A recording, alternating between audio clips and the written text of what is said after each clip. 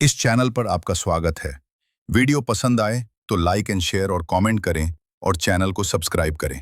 चलिए वीडियो को शुरू करते हैं। असित मुनि की भविष्यवाणी। हिमालय की तलहटी के लुम्बिनी वन में महामाया की कोख से बच्चे के जन्म लेते ही देवतागण प्रसन्नता से झूम उठे। वे आनंदित होकर अपने दिव्य वस्त्र ऊपर उछाल उछाल कर घूम रहे थे। वे बार बार बुद्ध शब्द का उद्घोष कर रहे थे, जिससे आकाश गुंजायमान हो रहा था। उस समय हिमालय की कंदराओं में असित काल देवल नाम के विद्वान आचार्य विचरण करते थे। उन्होंने जब बुद्ध के उद्घोष का आकाश में कोलाहल सुना तो पूरे जम्बू द्वीप पर अपनी दिव्य दृष्टि डाली। उन्होंने देखा कि देवतागण बहुत प्रसन्न होकर विचरण कर रहे थे। उन्हें कारण मालूम हुआ कि राजा शुद्धोदन के घर एक दिव्य बच्चे ने जन्म ग्रहण किया है और वो अपनी दिव्य प्रभा से प्रकाशमान हो रहा है। असित मुनि उसी समय उस दिव्य बच्चे बुद्ध के दर्शन करने के लिए कपिलवस्तु की ओर चल पड़े। रास्ते में उन्होंने अपने भांजे नरदत्त को भी साथ ले लिया। असित मुनि अपने भांजे नरदत्त के साथ कपिलवस्तु नगर में राजा शुद्धोदन के महल के द्वार तक पहुंचे। वहां हजारों लोगों का जनसैलाब उमड़ पड़ा था।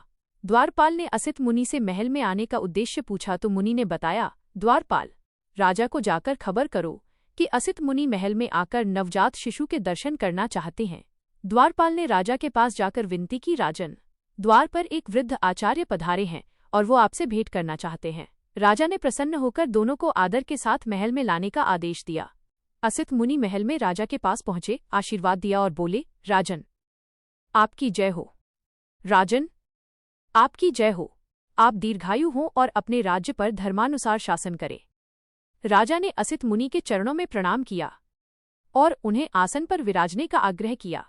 जब वो आराम से आसीन हो गए तो राजा ने कहा, मुनिवर, मुझे याद नहीं है कि इससे पहले भी आपके कभी दर्शन हुए हों। आपके यहाँ तक पधारने का क्या उद्देश्य है? क्या कारण है? असित मुनि ने कहा, राजन, आपको पुत्र लाभ हुआ है और मैं उसके दर्शन करने की प्रबल इच्छा से यहाँ आया हूँ। राजा बोले, मुनिवर, बच्चा अभी सो रहा है और जैसे ही वो जागेगा मैं उसे स्वयं लेकर आऊंगा। कृपा कर आप थोड़ा इंतजार करें और तब तक आप भोजन, वस्त्र आदि ग्रहण कर विश्राम करें।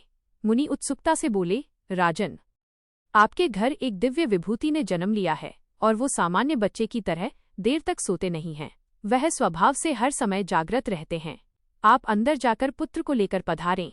मुनि की बात सुनकर राजा शुद्धोदन की भी उत्सुकता बढ़ी और वह स्वयं अंदर गए। वहां उन्होंने देखा कि शिशु जाग रहा था। उन्होंने पुत्र को दोनों हाथों में लेकर असित मुनि के सामने ले आए। मुनि ने देखा शिशु 32 महापुरुष लक्षणों, मार्क्स ऑफ ग्रेट मैन तथा 80 अनुव्यंजनों, माइनर मार्क्स से सुशोभित है। उसका शरीर व उसकी आभा शक्र और ब्रह्मा के शरीर से भी लाख गुणा अधिक तेज है।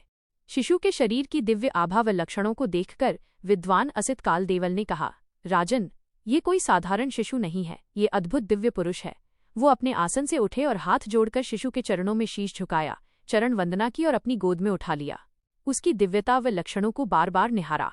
असित मुनि उस पुरानी भविष्यवाणी के बारे में अच्छी तरह जानते थे कि जिसके शरीर में गौतम की तरह 32 महापुरुष लक्षण होंगे, वो इन 2 गतियों में से एक को जरूर ही प्राप्त होगा, तीसरी को नहीं। यदि वह गृहस्थ रहेगा तो चक्रवर्ती राजा होगा और यदि वह गृहत्याग कर प्रव्रजित हो जाएगा तो सम्यक संबुद्ध होगा। असित मुनि को पूरी तरह से यह ज्ञान हो गया था कि यह बच्चा गृहस्थ नहीं रहेगा। बच्चे की दिव्यता की पहचान होने पर असित मुनि रोने लगे। उन्हें सिसकियां भर भर कर रोते हुए देखकर शुद्धोदन किसी अनहोनी की आशंका से काफी भयभीत हो गए। बेचैनी में उन्होंने मुनि के रोने का कारण पूछा। मुनिवर, क्या बच्चे के भविष्य में कोई विघ्न तो नहीं है? मैं समझता हूँ उज्ज्वल है।